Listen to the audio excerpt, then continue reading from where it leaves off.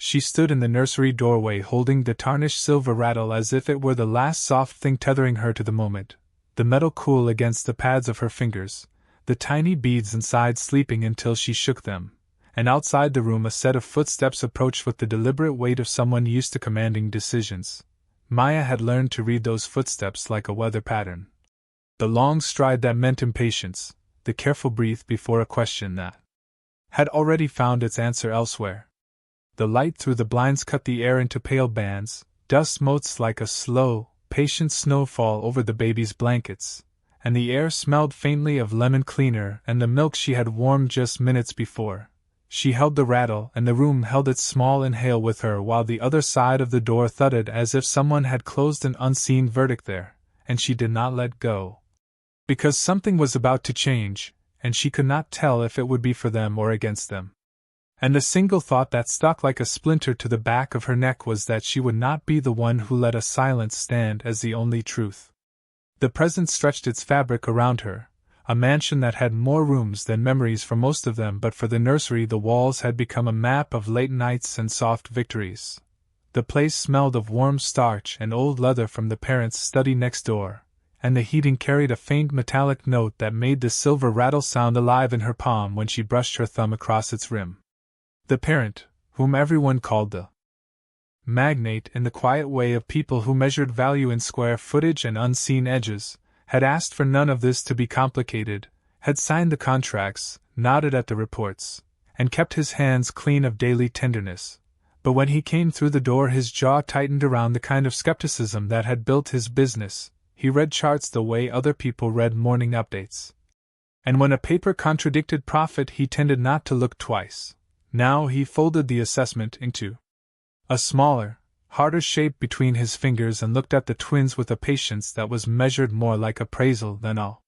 Maya watched him from the side of the crib where the twins lay in mirrored poses, their tiny fists curled as if guarding a secret that belonged only to the dark behind their eyelids, and she checked the edges of the rattle with the nail of her thumb, tracing the small dent that had come from a night a year before when one of the babies had rooted for the wrong thing, and she had steadied the motion by pressing the metal to his palm.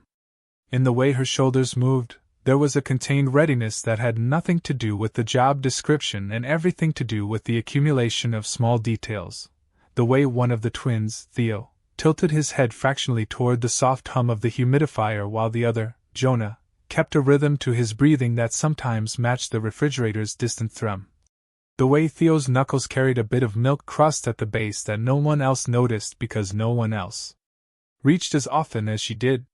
She had a past failure tucked in the brace of was gradual.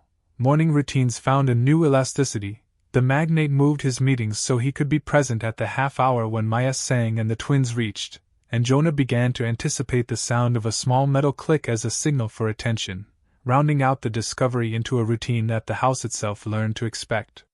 The nursery, once a room where decisions had been delivered with the weight of irrevocable sentences, began to hold more unpredictable gestures.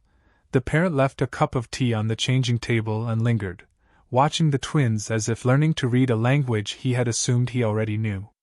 Maya continued to keep the tarnished silver rattle in the same drawer she had always used, not as an object of spectacle but as a tool of presence, and sometimes she would pull it out and let it speak like a friend who remembers a secret. The twins responded to a careful chorus of small sounds and hands. Progress arrived not in leaps but in a lot of patient, incremental agreements between bodies. The magnate, having tasted the humility of being surprised by his own child, apologized in ways that required more than words. He rearranged his calendar, accepting that some things mattered more than immediate gains. He instructed his staff to prioritize the home routine over the schedule of cleaning that had once made the nursery sterile and impersonal. And he learned to stand with his palms resting on the rail as if an ordinary place could become a classroom.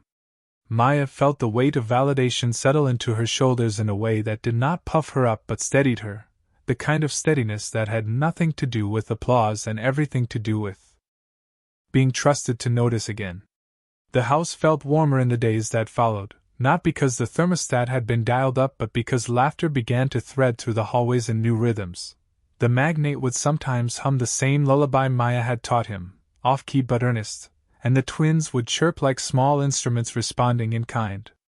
Visitors who had once passed the nursery door with a glance now lingered, asking questions that carried curiosity rather than conclusions, and when they left they seemed to carry with them something that had been reoriented, an acknowledgement that care can be an action, not just a line item. Maya kept the rattle washed and tucked away after each use, but there were nights when she would sit with it on her lap and press her thumb against the dent and think about all the ways the world offers diagnoses and how often those papers are taken as the last word. The moral of the story sat not in the transformative sweep of a single moment, but in the quieter truth that had animated their small household. Attention matters, and there is a power in staying present long enough to see what the paper misses. The magnate learned to listen not with his contracts but with his hands and his calendar. Maya learned that her insistence on tiny things could reshape the course of a life rather than endanger her reputation. The twins, who had been given a label by others, found their own map through sound and touch and the steady hum of human patience. In the new normal, the house made room for the ritual of the silver rattle, worn, nicked, ordinary, and each time Maya brought it to the crib there was a small ceremony of return.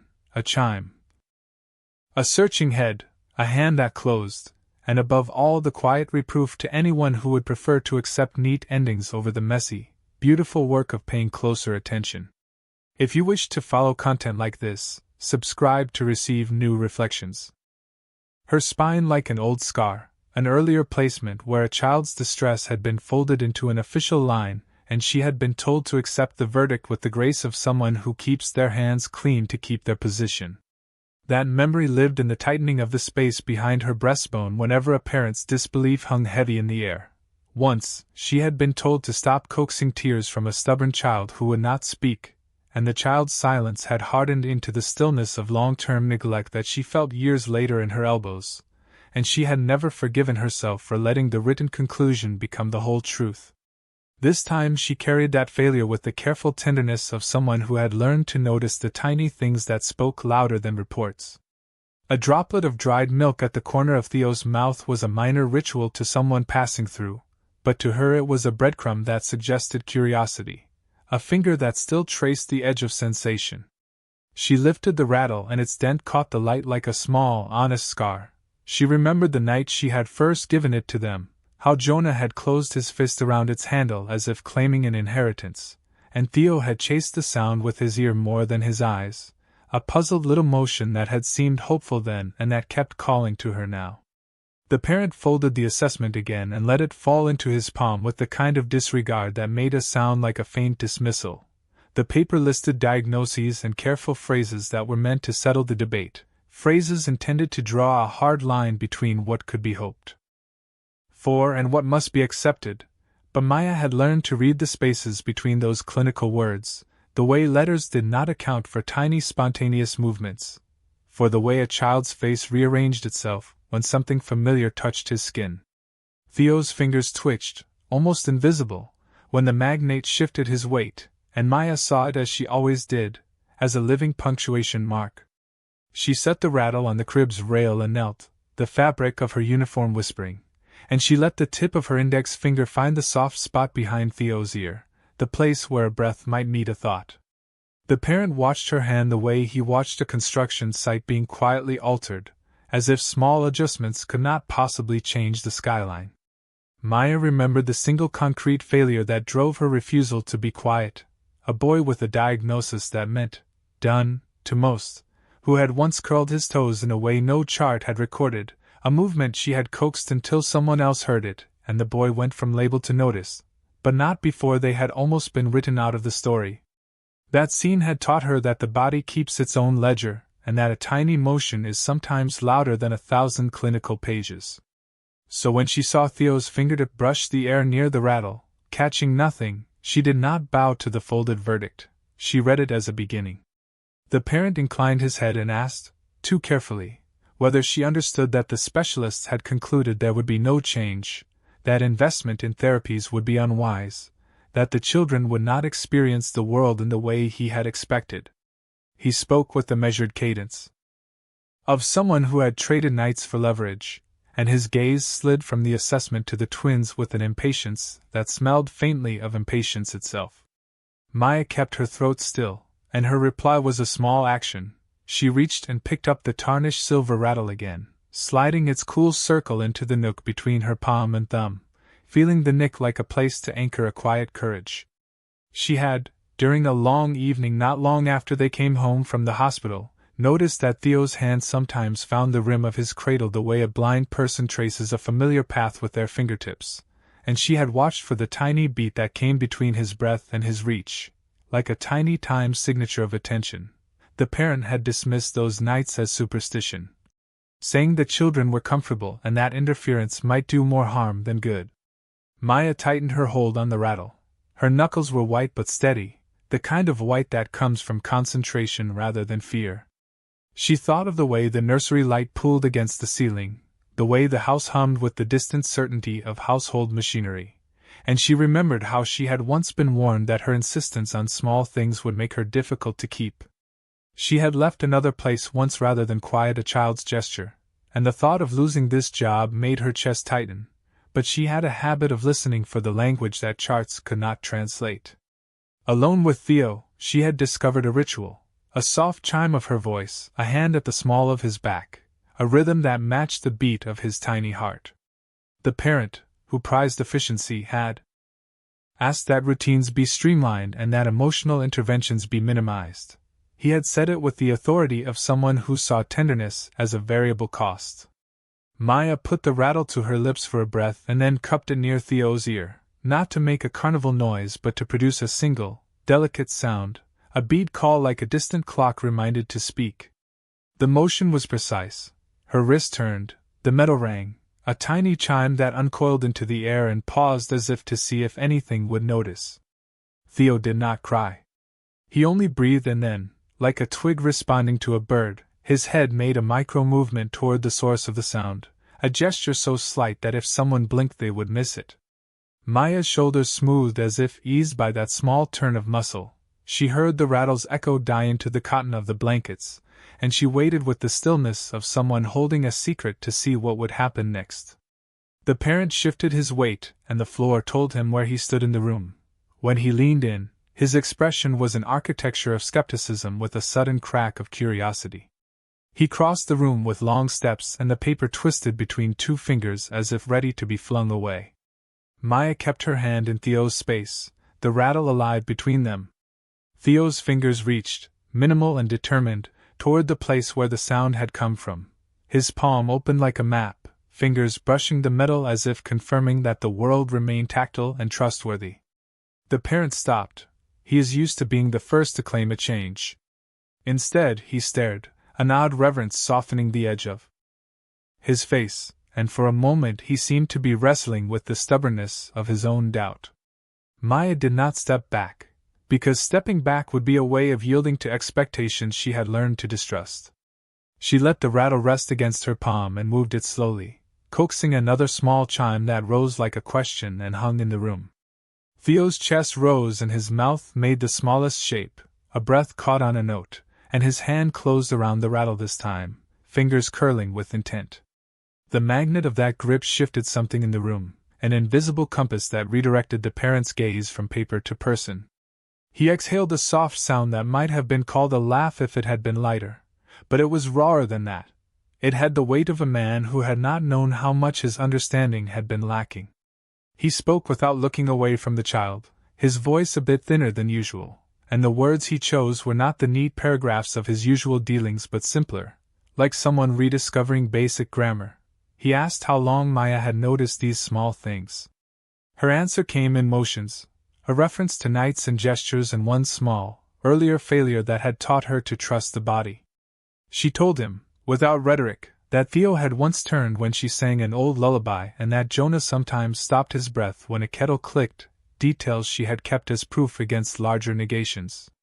The magnate's hand, which had been clenched around the assessment, unclenched as if releasing a contract that now seemed less definitive, and he took one step closer and, for the first time since they had moved in, touched the crib rail with both hands like someone making sure the wood held. Maya felt the air change in a way she could not name, like a tide pulling back to reveal something that had been hidden under the surface.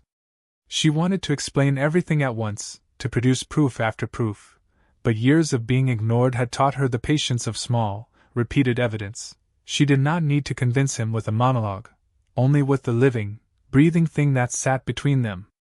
So she reached again for the tarnished silver rattle, letting the metal cool and warm against her skin, and this time she used it not only as a sound but as a focal point for a ritual she had honed in the quiet hours when only the twins listened.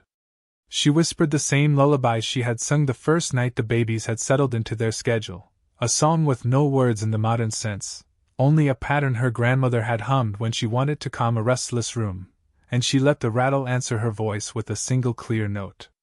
The house seemed to quiet itself around that tone as if even the heating system deferred to the human music of the moment. Theo's hand, which had still managed a tentative claim the last time, now reached with certainty.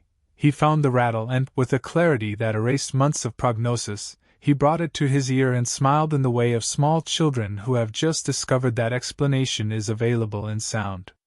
The parent made a sound at the back of his throat that could have been labeled anger or astonishment. He asked where the doctors had been wrong, where the charts had failed to hold the whole story. Maya, still limited to her own vantage point, showed him an evidence of attention. Theo turned his head when she tapped the rattle to the crib's rail instead of to the air, and once the sound had a place the child oriented himself toward it as if rewiring a map through touch and memory.